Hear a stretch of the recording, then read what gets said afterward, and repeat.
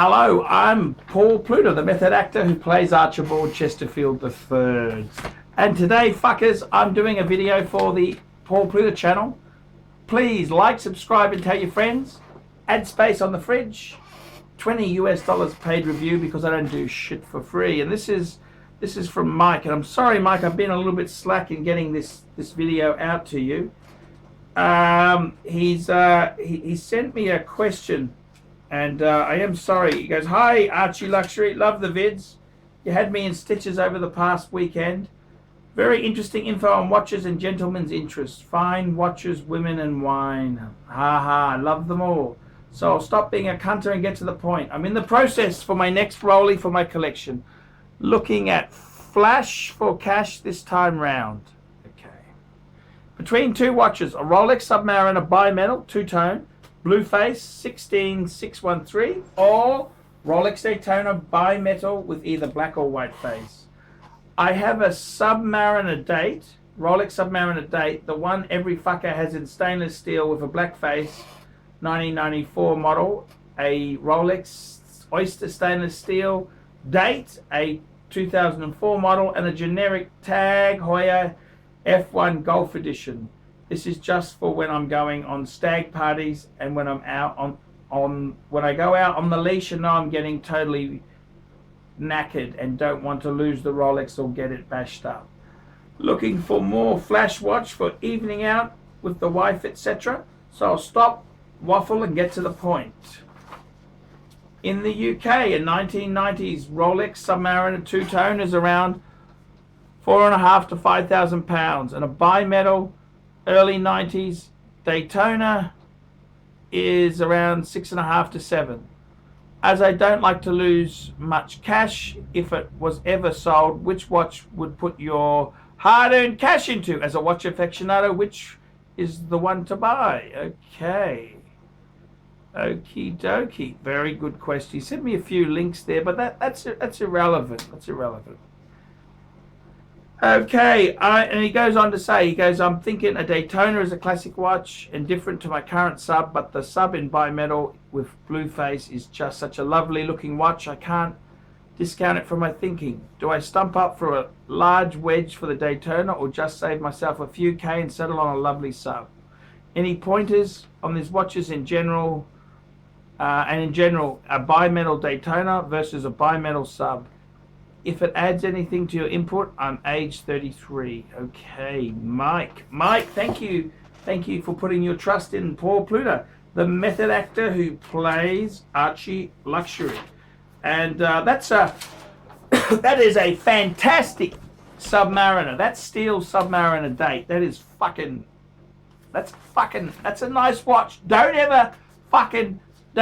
ever fucking contemplate getting rid of that. It's an interesting question, and I've got to answer this question completely honestly. If you're buying a two-tone, do you go for the two-tone sub, or do you go for the two-tone Daytona? And the honest answer is, in my opinion, please, Greg Kinder, don't hate me for this. You can only go for if you got this chance, get the two-tone bluesy. Get a two-tone bluesy. Two-tone Submariner with the blue face. That is the best two-tone sports Rolex, bar none. You're going to buy a Daytona, you get the bastard in steel. Okay, that's what you do. The Daytonas in steel can be slightly more than the two-tones at various times, but the two-tones are shooting back up, so they usually about similar money or a little bit more expensive depending on the condition. But in my opinion, if you want a two-tone Rolex, get the fucking two-tone Submariner, the blue one. It is fucking cool. Okay, now I've got the gold one, and I gotta tell you, if I wasn't an international YouTube celebrity and I didn't need to put cunters in their place, I don't know whether I really need the solid gold one. I would go for the two-tone because it's so usable. The steel, the case is made of steel, and it uses the gold as trim. So it's, just a little bit of bit of upmarket polish. Whereas the solid gold one, it's so delicate. You got to be so much more careful with it. So in my opinion, there, two-tone bluesy sub.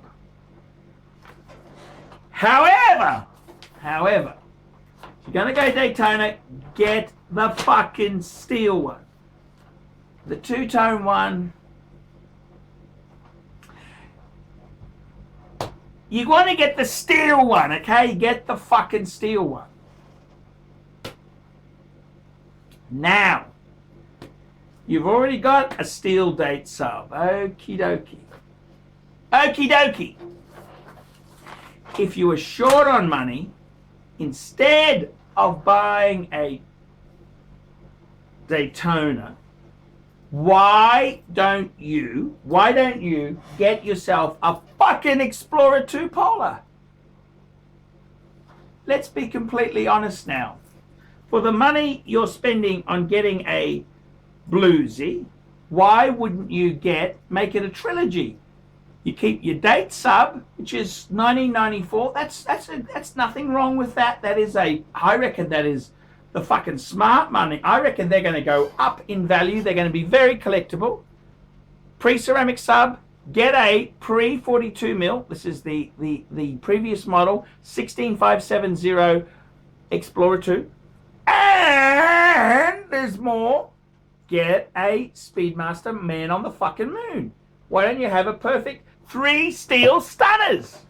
3 steel stunners.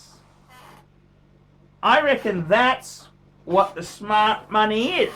Now, if you are to answer your questions, very complicated, these questions. But if you're only going to get, okay, what is the best two-tone sports Rolex? Two-tone bluesy. End of story. That is it. If you say you want to get the Daytona, I wouldn't buy the two-tone Daytona. I would get the fucking steel Daytona. And if you say that, okay, you go for the bluesy, go for the two-tone bluesy Submariner, you could also sell your date sub, get yourself an Explorer 2 and a fucking Speedmaster Man on the Moon. How's that? So you would have two-tone bluesy, Explorer 2, and Speedmaster. What a fucking killer combo. What a killer combo deal. Well, chicken dinner. Winner, chicken dinner, fuckers. I think that'd be a great combo deal. So this is very tricky because you're asking. I gotta put it this way because otherwise you cunters don't understand. The best two-tone sports watch, best two-tone sports Rolexes, best two-tone sports Rolexes, two-tone bluesy sub. Best Daytona, either two-tone or steel, go the steel. Best collection, personally, I'd keep your steel sub. I'd add an Explorer 2 and a Speedmaster. 3-piece steel stunner collection. That'd be a great way to go. Okay, you still want something fancy? Okay, simple as this. We sell the steel sub date. It does, Greg. I got to tell you, we get a two-tone bluesy, we get an Explorer 2, and we get an Amiga Speedmaster Man on the Moon. Perfect collection. That is the answer. I'm the pontiff. I've spoken. the two Let me tones know aren't that whether you got the balls to carry it out. ArchieLuxury for the Poor Pluto channel. Tell me what you fuckers think of that. We specialize here in pre-owned Rolex watches. Rolex watch is a very special timepiece, and we always do the servicing exactly as factory specifications. We buy a pre-owned piece and we put it into brand new condition. We have Rolex certified technicians working on that. We completely disassemble the piece. We adjust and polish and change every single part of the watch. You have to have certified watchmakers that know what they're doing. If you have an expensive car, you're just not going to bring it to any mechanic that doesn't know what they're doing. You spend $5,000 is like if you put money in the safe deposit box. And 1 or 2 years from now, you will keep having your $5,000. We have to spend a lot of money to get all this equipment together, but makes me feel I'm doing what I'm supposed to do. It's not a question of money, it's my passion. Jewelers on time, simply the best.